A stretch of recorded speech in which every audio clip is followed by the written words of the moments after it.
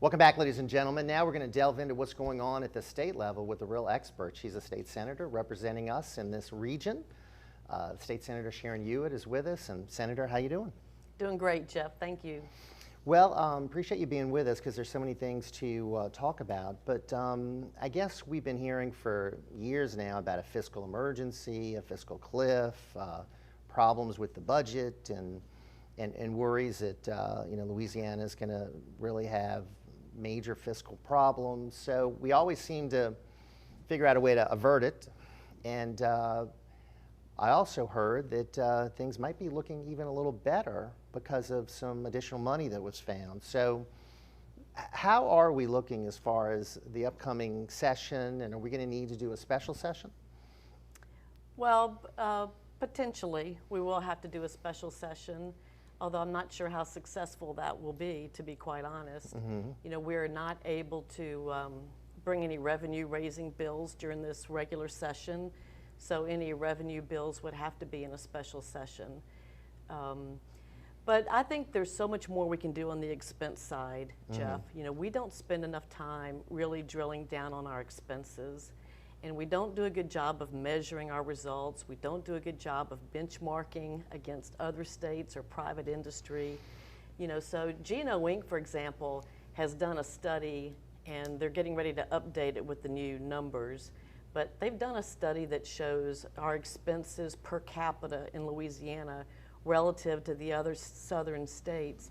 And Louisiana is absolutely the highest. Right. It's something on the order of $10,000 per person in the state. And so, until we can get to the point where we can explain why we're high and what are the other states doing to be more effective with their dollars, you're not going to ever convince me that we don't have opportunities to still cut our expenses. I think that's really been the case ever since Huey Long. I mean, we've had a big state government.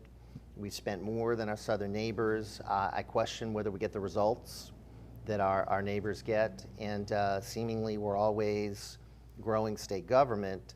And I was hoping that when we had the last administration that they were going to be fiscally conservative and cut back on it, but I guess that didn't occur. Well, we have done some of that, and we go through this dance every year, to be honest. Mm-hmm. I sit on the Senate Finance Committee, which is ground zero for the budget. Right. And so what happens is we've been in 6 sessions now in 2 years since I've been elected.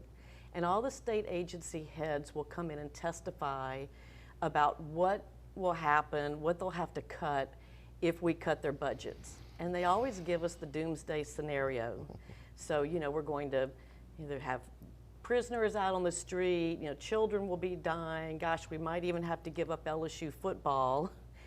And absolutely, in no cases whatsoever have any of those doomsday things that they said would happen have happened. So we've cut their budgets, and those things didn't happen. And so that tells me that there's still an awful lot of slop in all of these budgets, and they find ways to make it work. Right. And so we can continue to cut the budgets. And so what always happens, because we don't have access in the legislature to all the details to really tell them where to cut, so we tend to say, oh, we're going to cut 5% across the board, when in fact I think there's some agencies that are probably underfunded and some that are definitely overfunded.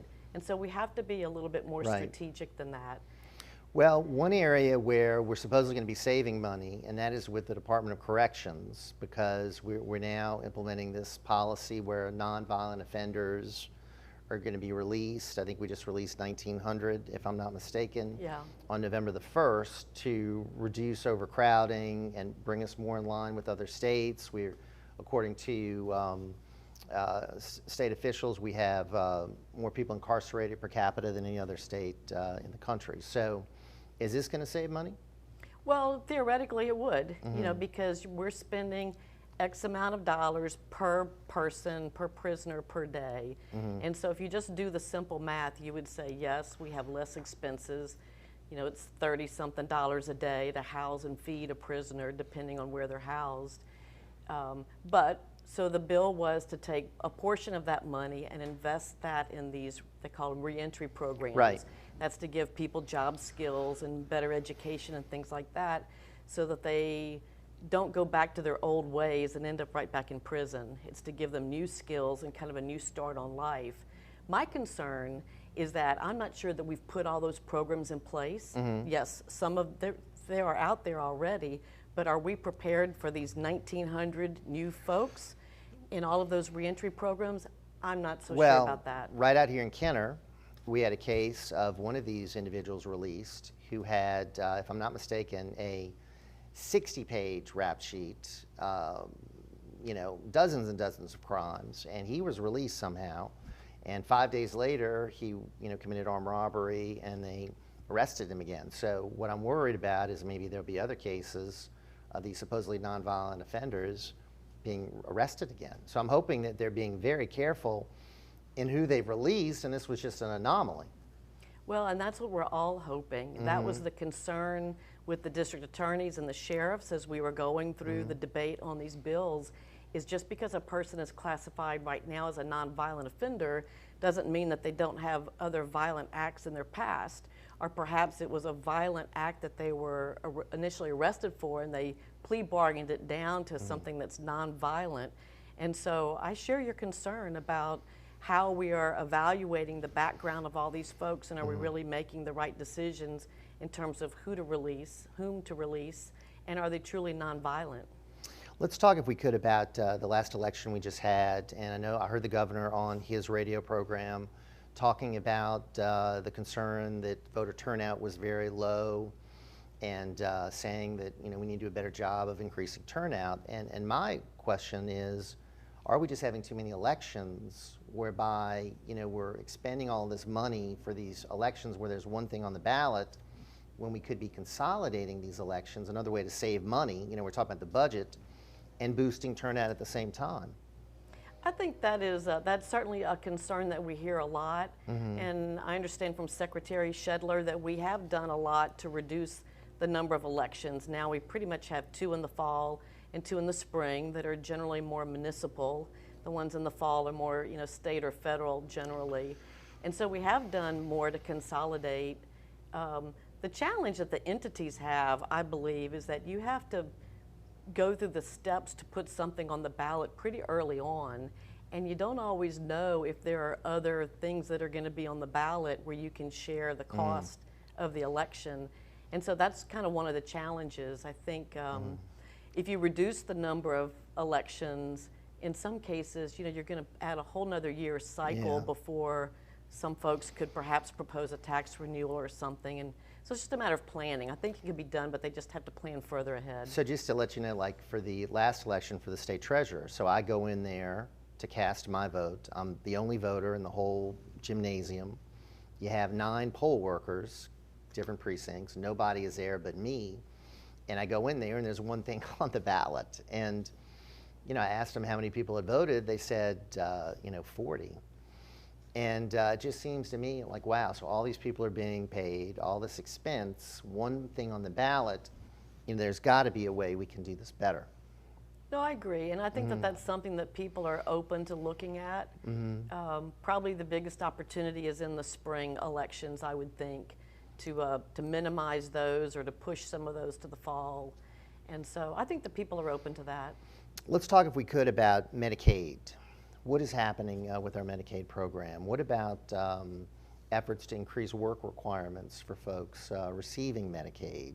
Is that something that is being done in other states? Absolutely. Medicaid is the thing that keeps me awake at night. The expense of Medicaid in the state of Louisiana is growing by $1 billion a year in state and federal funding. And it is about half of the state's budget, healthcare is. It is a significant expense. And so in my way of thinking, because it is the biggest line item on our budget, we all need to become kind of experts and get involved in healthcare. And you're starting to see more of that. So this last session, I did bring a bill to require Medicaid recipients in the expansion population.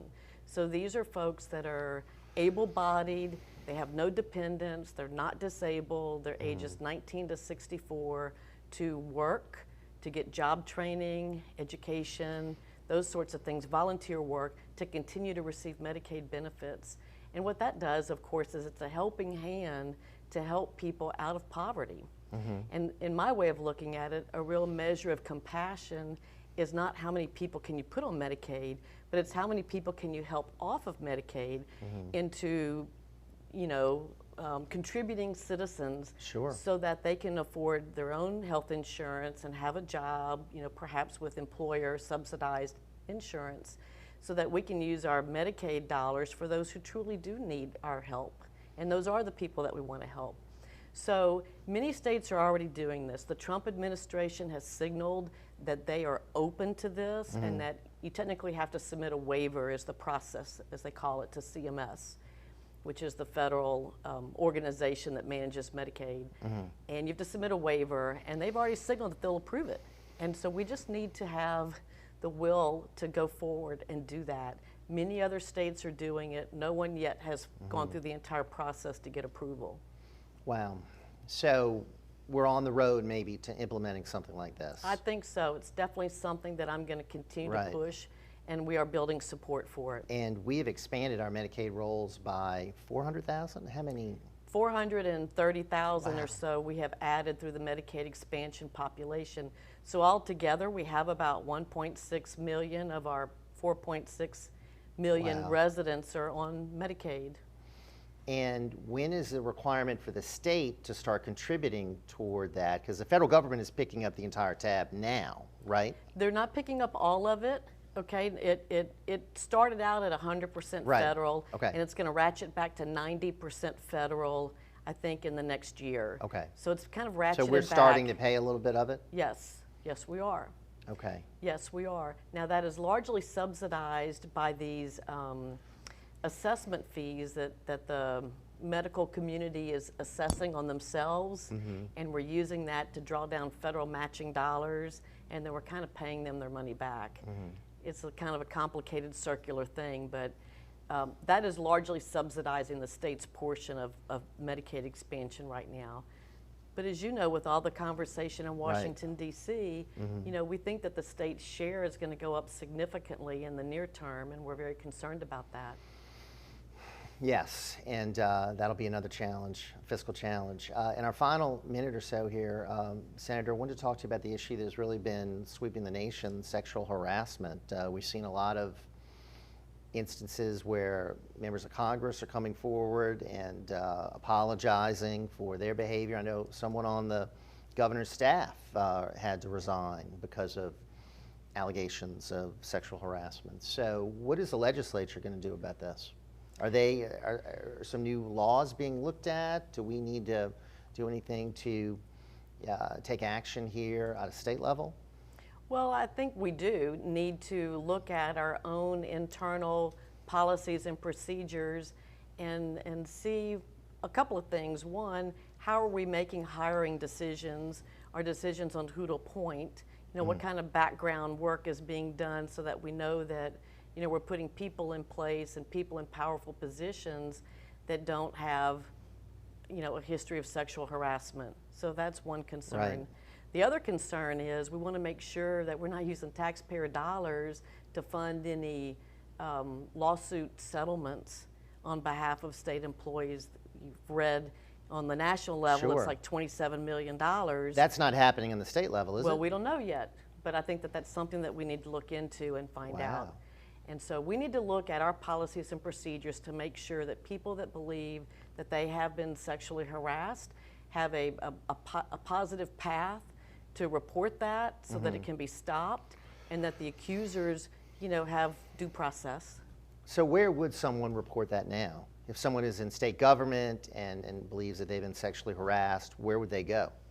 I think there are avenues for you to go. If it's not your boss, you would go to your boss unless your boss is the harasser, and then I would assume you would elevate it to the next level. In the legislature, you would report that to the President of the Senate or the Speaker of the House, and we have some policies in place to address that. And do they do a good job of training people in the legislature about this? Because I know Congress is saying that they need to improve their training about this issue. That's another great question, Jeff. We do go through mandatory sexual harassment training. It's online. It's about an hour a year, And that is one of the questions that I'm asking also, is that sufficient? And again, what are best practices in other states? Well, boy, we've only scratched the surface, but unfortunately we're out of time. Thank you so much. You're welcome. And we'll be following up on a lot of these issues and, of course, hoping for some good results in this upcoming year. Thank you very much, My Senator. pleasure.